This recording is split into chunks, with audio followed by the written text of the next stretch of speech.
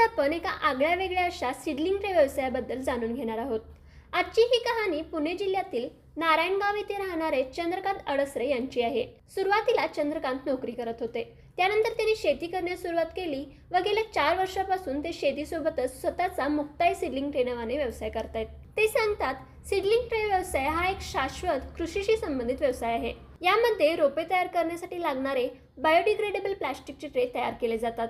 या ट्रेमध्ये अनेक कप्स असतात, जिथे एक एक बी रोवली जाते व या ट्रेला नर्सरी ट्रे किंवा प्रो ट्रे असे म्हटले जाते। सीडलिंग ट्रे व्यवसायात हाय इम्पॅक्ट पॉलिस्टिरीन प्लास्टिकचा वापर करून व्हॅक्यूम फार्मिंग मशीनमध्ये नर्सरीचे ट्रे बनवले जाते व कट झालेले प्लास्टिक शेल्डर मशीनमध्ये घालून रियूज करतात।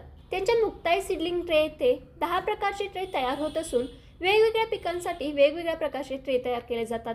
यामध्ये hydroponics tray, square tray, 70 cups, 120 cups, 128 cups यांचा समावेश होतो। क्वालिटीनुसार 7 ते 10 रुपयांमध्ये एक ट्रेची विक्री करत असून एका दिवसात त्यांच्या मुक्ताई सीडलिंग ट्रेमध्ये 15,000 ट्रे बनवले जातात। मार्केट रिसर्च करून आजूबाजूच्या परिसरासोबतच ते डिजिटल मार्केटिंगचा वापर करून हे ट्रे विक्री करतात। या व्यवसायासाठी त्यांना एकूण 60 ते 70 लाखांचा खर्च आला असून सध्या 1.5 ते 2 करोडपर्यंत वार्षिक टर्नओव्हर होत असल्याचं चंद्रकांत सांगतात। सीडलिंग ट्रे व्यवसाय हा नवउद्योजक, महिला, विद्यार्थी आणि शेतीत रस असणाऱ्यांसाठी एक चांगला पर्याय आहे असं चंद्रकांत यांचं मत आहे। तर तुम्हाला सीडलिंग ट्रे व्यवसाय कसा वाटतो हे कमेंट करून नक्की कळवा व हा व्हिडिओ आवडल्यास लाईक अँड शेअर करायला विसरू नका। त्याचबरोबर अशाच प्रकारच्या व्हिडिओज पाहण्यासाठी आताच आमच्या उद्योग मंत्रा इंस्टा व फेसबुक पेजला फॉलो करा।